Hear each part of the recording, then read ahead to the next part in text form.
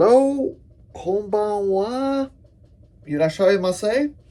And today you catch me talking about one of Naruse Mikio's most significant films of the early 1950s. The film that in some ways points the way forward to the direction that his career will take hereafter. It's a film that synthesizes some of the material that he'd already been delving into and exploring, easy for me to say, in the 1930s, and looks forward to several key films in its wake, particularly When a Woman Ascends the Stairs towards the end of the 1950s. To this end, the film concerns a bar hostess, a struggling bar hostess, just as will When a Woman Ascends the Stairs. It is set, as the title suggests, in the Ginza district, a kind of fashionable, cosmopolitan, very urban, very chic area of Tokyo. Its protagonist, played by Mizoguchi regular Tanaka Kinuyo, is a single parent, a mom, struggling with the demands of her job and with the pressures of raising a child alone, and also the pressures of being put upon by the men around her who variously try and cheat her out of paying at the bar, or simply keep appearing in her life to beg money from her. Now, I don't want to make too much here of the presence of Tanaka Kinuyo, indelibly linked with the work of Mizoguchi already from some key films in the 1940s, and further to be immortalized in such works to come as The Life of Oharu and Sancho Dayu, Sancho the Bailiff. Other commentators like Catherine Russell have talked about the extent to which her protagonist here is in some ways akin to the fallen woman of a Mizoguchi film, to the woman as social pariah that we see in her work typically with Mizoguchi.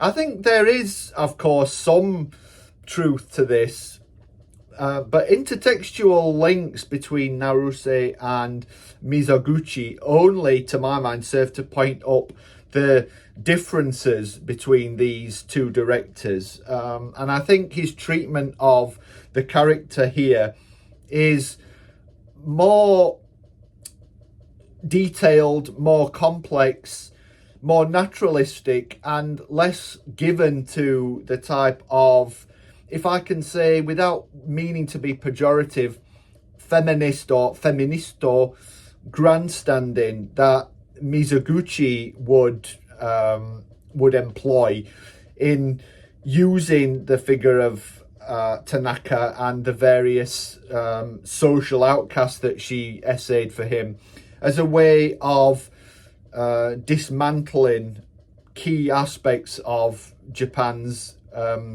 patriarchal culture, and at least in its past, its very strict, very stringent gender inequalities.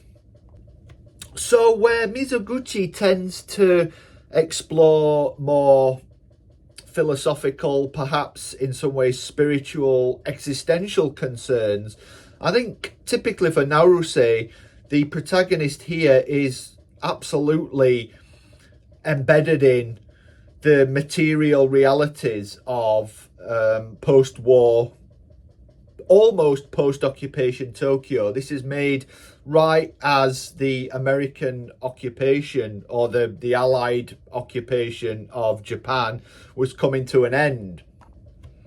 It was a film that was received at the time, and certain commentators in Japan have received since, as being somewhat less naturalistic, dare I say realistic. I don't like that term very much. It's been perceived that this film doesn't really have the feel of Ginza in the way that other Naruse films would really capture the sights, sounds, smells, the atmosphere of particular locations in Japan. It seems that a majority of this film was shot at the studio or in studio space rather than being taken on location. And so it's sort of reconstructing the Ginza, if you like, rather than directly capturing its complex, in some ways contradictory, cosmopolitan, contemporary aura. We see very much through the bars that that characters frequent or work at, bars with names like the Bel Ami, that this is a very modern area of Tokyo. But similarly, there are also scenes in which we see traditional aesthetics, things like samisen performances. That's an antiquated stringed instrument, and other such perceived antiquities. So there is a sense of Ginza being somehow caught between tradition and modernity. This is something that we will see in several Naruse films, certainly several Naruse films right around this time. And it's something that isn't forcefully presented here. Typically for Naruse, this is very much character driven. All kinds of micro narratives sort of dovetail and weave and bleed into and out of each other. There are largely narratively extraneous moments with Tanaka Kinuyo's young son, who is often seen running around the city spaces, accosting people, and it's almost in effect like he is the protagonist, although at least not until the very end there's very little sense of him directly impacting any plot lines. There is a sense that we see the world through his eyes. It's the film opens with him and we are introduced to various characters as he encounters them. So it's his sort of freedom of movement around the city space, if you like, that actually connects the various disparate or not so disparate characters who will go on to make up the rich social tapestry of this film. So the presence of this young boy has a kind of structural and, one may also say, thematic centrality, if not quite a narrative centrality. Having the world, as it were, seen through the boy's eyes, I think is a useful way of casting light on some of the archetypes of particularly Japanese femininity that we see in the film. There are also nods through the figure of this child to neo-realism cinema, and indeed to Ozu Yasujiro, who I think is perhaps a more harmonious bedfellow here than Mizoguchi. The presence of a mischievous, impish young boy or boys is a recurrent trait throughout decades of Ozu films, and I think the way that Naruse treats the young character here, although there is in no way any sentimentalization, there is no sense of using the boy for cheap emotional effect, but the sense of offering a kind of parallel, completely different world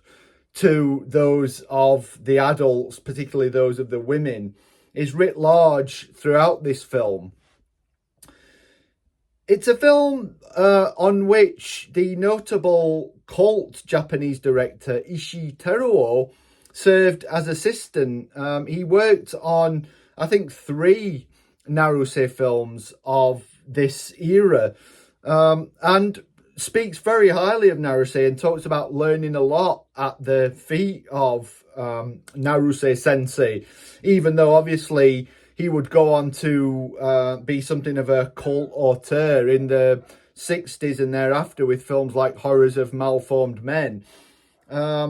He talked about Naruse and this film offering him a kind of film school, how he learned the basic craft of cinema. So it's something to bear in mind if you are a fan of cult cinema, certainly if you're a fan of Ishii Teruo. Okay, so give Ginza Cosmetics a look. The title is an interesting sort of question mark. It's the fact of it being called Ginza Cosmetics is not, at least on the surface, very obvious. I think there are several ramifications that perhaps you can think about when you're watching the film. I think particularly to do with the corporate world, to do with the capitalist economy that Japan was becoming. So give that some thought when you watch the film and think how this relates to the characters who we see throughout the drama. Like, comment and subscribe. If you don't, that's fine as well. Stay watching for more work on Naruse and other aspects of Japanese cinema. Follow me on X at AdamBingham01, and I will talk to you next time. Sayonara.